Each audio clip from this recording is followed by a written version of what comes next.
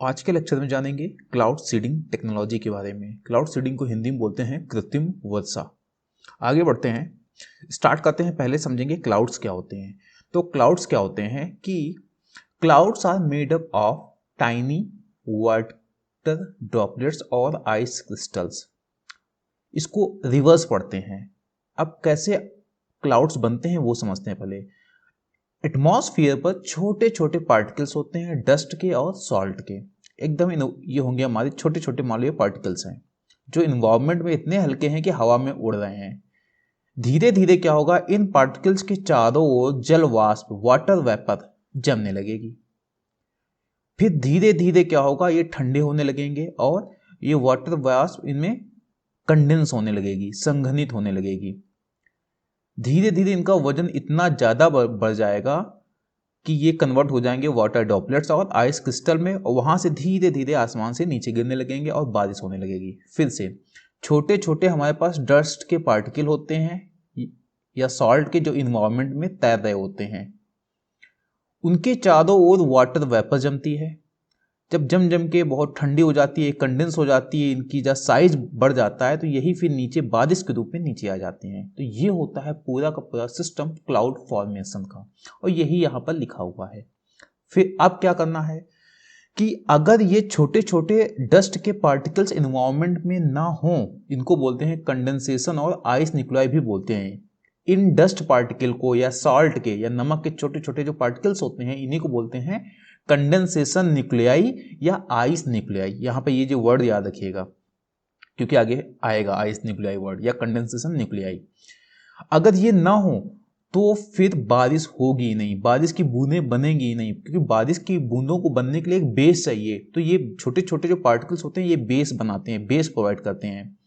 Okay, इसके चारों ओर फिर जलवाष्प वाटर वेपर जम जाती है, और जब वेट बहुत ज्यादा बढ़ जाता है तो ये बरस जाती है। तो यानी कि अगर ये डस्ट पार्टिकल या साल्ट पार्टिकल इन्वायरमेंट में कम होंगे या नहीं होंगे तो बारिश नहीं होने वाली है।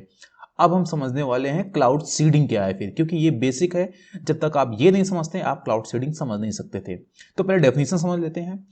Cloud seeding is a weather modification technique that improves a cloud's ability to produce rain और snow by introducing tiny ice nuclei into certain types of subfreezing clouds। ये वर्ड इतना इंपॉर्टेंट भी नहीं है, यहां पर आप याद रखिएगा। तो क्लाउड सीडिंग क्या है? एक वेदर मॉडिफिकेशन टेक्निक है, क्योंकि मौसम को चेंज करने की कोशिश की जाती है। यानी कि जब बारिश ना हो रही हो तो बारिश कराने की कोशिश की जाती है। तो पहले इसका मतलब समझ में आ गया। तो उसमें होता क्या है कि जो बादल की एबिलिटी होती है उसको बढ़ाने की, यानी बारिश की जो एबिलिटी होती है, बारिश होने की किसी बादल की एबिलिटी को बढ़ाने की कोशिश की जाती है। कैसे? इन टाइनी कंडेंसेशन न्यूक्लियाई जो भी आपको बताया, छोटे छोटे डस्ट के पार्टिकल या सॉल्ट के पार्टिकल्स को इन्वायरमेंट में बढ़ा दिया जाता है। जब ये काफ़ी ज़्यादा होंगे तो धीरे धीरे इनमें कंडेंसेशन स्टार्ट हो जाएगा और फिर बाद में इसमें बारिश हो जाएगी। तो सिंपल सी बात है कि क्लाउड सीडिंग में इन्हीं टाइनी आइस न्यूक्लियाई या फिर कंडेंसेशन न्यूक्लियाई की मात्रा को बढ़ाने का प्रयास किया जाता है, क्योंकि जब ये बहुत ज़्यादा होंगे तो बारिश होने के चांसेस काफ़ी ज़्यादा हो जाएंगे। इनटू सर्टेन सब फ्रीजिंग क्लाउड्स उसको बोलते हैं कि जब ऊंचाई पर काफ़ी जाने पर जब तापमान 0 डिग्री से नीचे आ जाता है तो फिर पॉसिबिलिटी बहुत ज़्यादा होती है बारिश होने की, क्योंकि जितना भी वाटर वेपर होता है जमने लगता है तो पॉसिबिलिटी बढ़ जाती है। तो देखते हैं कि जब आसमान में इतनी ऊंचाई पर जब जाते हैं, देखते हैं कि टेम्परेचर 0 से नीचे चला गया है, तो वहाँ पर पॉसिबिलिटी काफ़ी ज़्यादा होती है बारिश होने की। क्योंकि अगर वहाँ पर छोटे छोटे डस्ट के पार्टिकल छोड़ दिए जाएं तो आसपास जितनी भी जो वाटर की वेपर होगी वो इन्हीं के चारों तरफ जम जाएगी और फिर बारिश हो जाएगी। अब ये जो न्यूक्लियाई होते हैं, जो आपको छोटे छोटे कण होते हैं, provide a base for snowflakes. Snowflakes क्या होता है कि जो बर्फ, जो आइस होती है, आइस का जो पहला सिंगल मॉलिक्यूल होता है उसको बोलते हैं स्नोफ्लेक। जब सब फ्रीजिंग है यानी तापमान 0 के नीचे है तो क्या होगा, वो आइस जो न्यूक्लियाई है, डस्ट का पार्टिकल है, एनवायरमेंट में है, अब उसके चारों ओर वो जम जाएगी, क्या बोलते हैं, वाटर वेपर। तो क्या बनेगी? स्नोफ्लेक्स बन जाएंगे, आइस जम जाएगी, उन डस्ट पार्टिकल के चारों ओर आइस बन जाएगी। ये है हमारा सिंगल स्नोफ्लेक्स या आइस का जो सिंगल जो मॉलिक्यूल होता है वो कैसा नजर आता है, कुछ ऐसा नजर आता है। After cloud seeding take place the newly form snowflakes quickly grow, ठीक है, यानी कि जैसे ही वहां पर डस्ट के पार्टिकल होंगे, टेम्परेचर 0 से नीचे है, तो धीरे से वो स्नोफ्लेक में बदल जाएगा, यानी कि उसके चारों ओर बर्फ जम जाएगी। और जब बर्फ जमेगी तो स्पीड से वो ग्रो करने लगेगा, क्योंकि वहां पर बेस तो बहुत कम होंगे, ये जस्ट पार्टिकल ही होंगे जो बेस होंगे जहां पर बर्फ जम सकती है। तो जैसे ये ग्रो करेंगे सीधे धरती पर गिरेंगे आके, और उसी को बोलेंगे स्नोफॉल। स्नोफॉल तब होगी अगर नीचे गिरने पर अगर इनका स्नोफ्लेक्स का साइज बहुत बड़ा रहा, तो नीचे आने तक पिघल नहीं पाएंगे तो स्नो के रूप में गिरेंगे। अगर नीचे आने पर जैसे जैसे टेम्परेचर बढ़ता है ये पिघल गए तो बारिश के रूप में नीचे आ जाएंगे। तो ये है हमारी क्लाउड सीडिंग। अब थोड़ा और अच्छे समझते हैं। इसमें किया क्या जाता है, सिल्वर आयोडाइड को छिड़काव किया जाता है। सिल्वर आयोडाइड को छिड़काव किया जाता है अपर पार्ट ऑफ क्लाउड, क्योंकि वहां पर जो टेम्परेचर होता है वो 0 या 0 से कम पहुंच चुका होता है, तो वहां पर किसका छिड़काव करते हैं, सिल्वर आयोडाइड। तो ये हमारे होंगे कंडेंसेशन न्यूक्लियाई का काम करते हैं। तापमान वहां पर बहुत कम है, ठीक है, तो सीधे सीधे उसके चारों तरफ बर्फ जमने लगती है, आइस न्यूक्लियाई बनने लगते हैं और बारिश हो जाती है। तो ये होता है क्लाउड सीडिंग में। तो यहाँ पर सिल्वर आयोडाइड को याद रखिएगा, सिल्वर आयोडाइड के एरोसॉल यानी छोटे छोटे जो कण होते हैं उनको छिड़काव किया जाता है क्लाउड सीडिंग में। दो तरीके से किया जा सकता है। पहला होता है यूजिंग लार्ज कैनन्स, ठीक है ना, ये देखो कैनन्स रखी हुई हैं, यहां से स्पीड से एकदम छोड़ा बड़ी और आसमान तक ऊपर तक पहुंचाया जाता है उन पार्टिकल्स को, सिल्वर आयोडाइड को। तो यहाँ पर इसके बाद बादल बनने लगते हैं और बारिश हो जाती है। दूसरा तरीका होता है एरोप्लेन के थ्रू। एरोप्लेन में क्या होता है कि ऊपर से छोड़े जाते हैं ये पार्टिकल्स, देखो छोड़े जा रहे हैं, फिर इनके चारों ओर क्या होगा, बादल बनने लगेंगे और धीरे से बारिश हो जाएगी।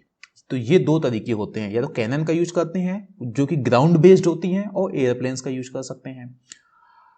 अब क्या होता है, यूज प्लेन्स और cannons to spray cloud with chemicals to condense small particle. तो बस वही बात लिखी हुई है कि जब यहाँ से ये छोड़े जाएंगे, ठीक है ना, यहाँ छोटे सिल्वर आयोडाइड के पार्टिकल छोड़े गए, यहाँ पर आ गए, यहाँ पर डस्ट के छोटे छोटे पार्टिकल्स हैं, उसमें टेम्परेचर 0 के नीचे है, तो इसके चारों ओर वाटर वेपर जमने लगेगी, जब वेट बहुत ज़्यादा हो जाएगा तो गिर पड़ेंगे नीचे बारिश के रूप में। तो ये चीज़ है।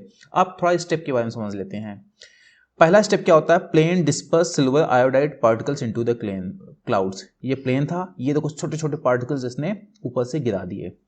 अब होता क्या है, सिल्वर आयोडाइड जो होता है वो लगभग आइस के शेप के जैसा ही दिखता है। ये सिल्वर आयोडाइड है और ये आइस का शेप है, स्नोफ्लेक्स जिसको बोल रहे हैं। तो इसके चारों ओर अब जमना यानी कि बर्फ का बनना बहुत आसान हो जाता है। तो क्या होता है, water vapour collects on the silver iodide nuclei. इस सिल्वर आयोडाइड के चारों ओर वाटर की जो जलवाष्प होती है वो जमने लगती है।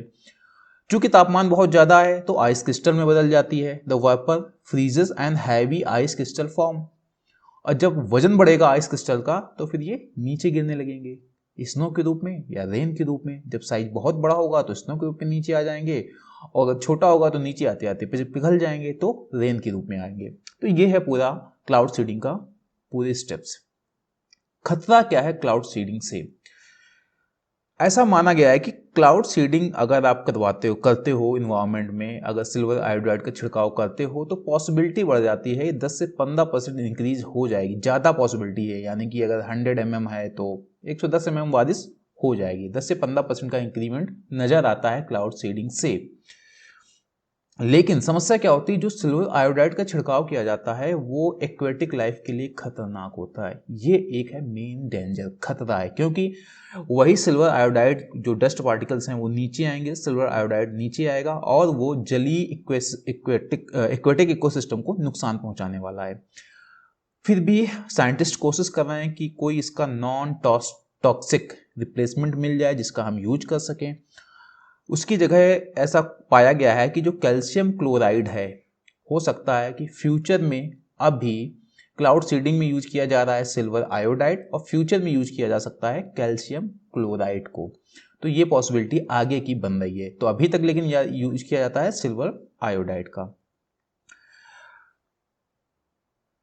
क्योंकि अगर आप इसके लो डोजेस का यूज़ करते हो तो इन्वायरमेंट को कोई खास नुकसान नहीं होता है। तो बस यहाँ पर ये समझना था कि जो सिल्वर आयोडाइड होता है उसका फ़ायदा तो मिला है, 10 से 15% इंक्रीज हुआ है रेनफॉल में, लेकिन टॉक्सिक टू एक्वेटिक लाइफ है, नुकसान पहुँचाता है जलीय पर्यावरण को। तो साइंटिस्ट ने इसका एक अल्टरनेटिव ढूंढा है वो है कैल्शियम क्लोराइड। तो फ्यूचर में हो सकता है कि अब सिल्वर आयोडाइड की जगह क्या यूज किया जाने लगे, कैल्शियम क्लोराइड का।